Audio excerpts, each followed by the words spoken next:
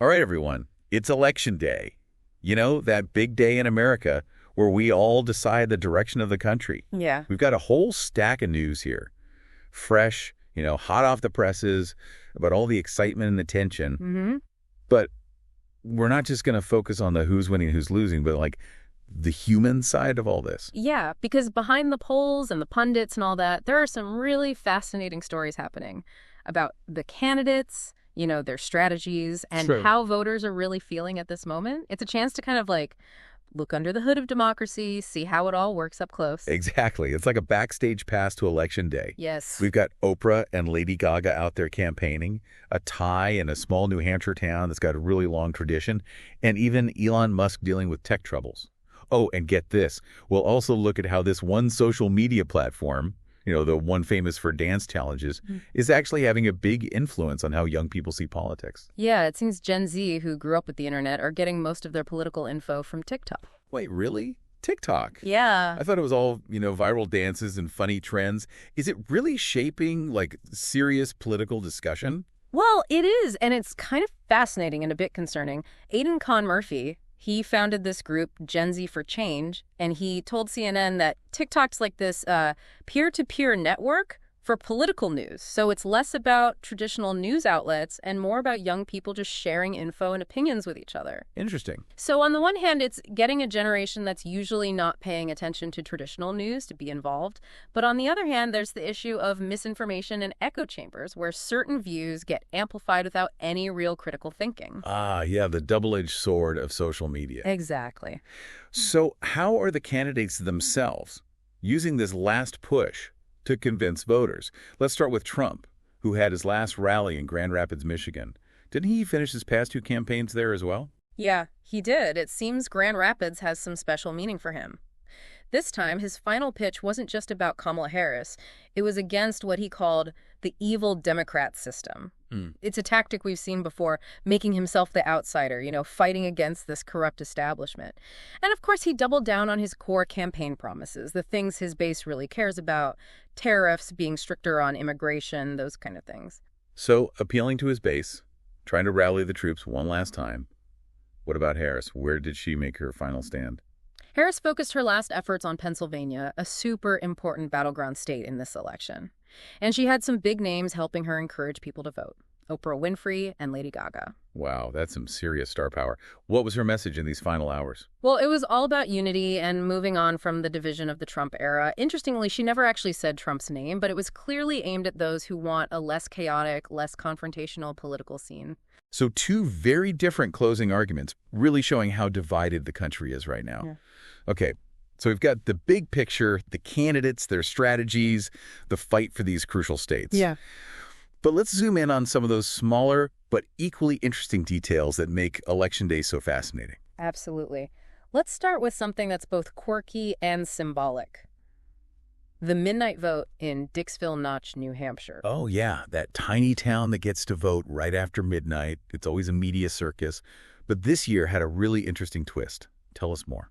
Well, for the first time ever in this tradition, and it goes back to 1960, the vote ended in a tie between Harris and Trump. Wow, a tie. Now, Dixville Notch only has a handful of voters, so it doesn't actually change who wins the election. Right, but it's like a mini version of the tight race we're seeing across the country. Yeah. What else stood out to you? Well, in Arizona, Kari Lake, who's running for Senate, had her last rally. She claimed that a silent majority is going to make sure she and Trump win. A silent majority, huh? Is she suggesting that the polls are wrong? That there's this hidden wave of support that's not being counted? Exactly. It remains to be seen if the silent majority will actually show up, but it's a message aimed at energizing a specific group of voters and making people doubt the accuracy of the polls. Makes sense. Meanwhile, in Michigan, Governor Tim Walz, who's also running for re-election, decided to focus his final arguments on abortion access. He even directly appealed to men on this issue. Oh, that's interesting. It was. He asked men to really think about how restrictions on abortion would affect the women in their lives. A bold move. Yeah. And a reminder that abortion rights are a major issue in this election, especially after Roe v. Wade was overturned. Definitely. Okay, we've talked about rallies and closing arguments, but we can't forget about the role technology plays in this whole thing. And speaking of technology, we can't ignore Elon Musk's, well, not so successful attempt to host a virtual town hall event on X. Oh yeah, the tech gremlins struck again. The event, which was supposed to be a live discussion on X, was canceled just minutes after it started because of technical problems. And this isn't even the first time this has happened to Musk. He had similar issues during a live interview with Trump and another event with Florida Governor Ron DeSantis. So even the tech guru himself can't escape tech meltdowns. But putting these glitches aside, it's clear that technology is becoming more and more a part of how politics works. Definitely. And it raises important questions about how social media shapes public opinion, the potential for misinformation to spread really fast, and the need to think critically in an age where we're bombarded with information. Okay, we've covered a lot already. From TikTok's impact on Gen Z to the battle for these key states, and even some unexpected twists and turns. And we're just getting started. We still have to delve into the Electoral College, take a closer look at those battleground states, and think about the bigger implications of this election for the future of American democracy. Exactly. So stay with us as we continue our deep dive into the human side of this historic election day. We'll be right back. You know, it's kind of wild how these small moments, like that tie vote in that tiny town, can be like a reflection of this huge national election. Right. It's like a mini version of the whole country, split right down the middle, waiting to see which way it'll swing. Exactly. And speaking of things being split or maybe not so balanced, let's talk about something that always seems to cause confusion and controversy. The Electoral College. Oh, the Electoral College. Yeah, that system that determines who becomes president, but not always the person who gets the most votes overall. Right. It can definitely be confusing. I think a lot of people, myself included, are like, wait, how does that work again? Well, it's a system from way back when the U.S. was founded, and it's been debated ever since. The basic idea is that each state gets a certain number of electors based on how many people live there. When you vote for president, you're actually voting for these electors who are supposed to vote for a specific candidate. Right, so whoever wins the most votes in a state usually gets all that state's electoral votes. But that's where it gets tricky, right? A candidate could win the popular vote across the country, but still lose the election if they don't win enough states to reach that magic number of 270 electoral votes. Exactly. And that's actually happened a few times in U.S. history. The most recent was in 2016 when Hillary Clinton won the popular vote but lost the Electoral College to Donald Trump. Which has led to a lot of people questioning if the Electoral College is still fair and effective today. Yeah, it's definitely a hot topic. People who support the Electoral College argue that it protects smaller states and stops candidates from only focusing on big cities with lots of people. But those who are against it say it gives too much power to just a few swing states, and it goes against the idea of one person, one vote. It's a complicated issue with no easy answers. And it's definitely relevant to this election, especially as we watch those 7 key battleground states. Okay, let's talk about those battleground states. Michigan, Pennsylvania, Wisconsin, Arizona, Nevada, North Carolina, and Georgia. What makes them so important in deciding who wins this election? These states are often called swing states because they don't consistently vote for one party over the other. It's really hard to predict who will win in these states, which makes them super valuable in the Electoral College system. So they're where the real fight is. Yeah. Where both campaigns are putting in a ton of effort and trying to get those last few voters. Exactly. And each of these states has its own unique mix of issues and demographics that'll influence how people vote. Like Michigan, for example. It used to be part of what's called the Blue Wall, a bunch of states in the Midwest that always voted for Democrats for president. Yeah. But Trump won Michigan, Pennsylvania, and Wisconsin in 2016. And then Biden won them back in 2020, so the stakes are really high in those states this time around. Right. It's like they hold the key to the whole election. So what are some of the things that could sway voters in these battleground states? Well, the economy is always a big factor, and this year's no different. People are worried about inflation, prices going up, and whether they'll keep their jobs. And we've also heard a lot about abortion access being a key issue, especially in places like Michigan and Pennsylvania, where access to abortion is actually on the ballot. Absolutely. It's a really sensitive issue that's getting people fired up on both sides. Then there are those social and cultural issues that are dividing the country more and more. Race, gender, LGBTQ plus rights, immigration.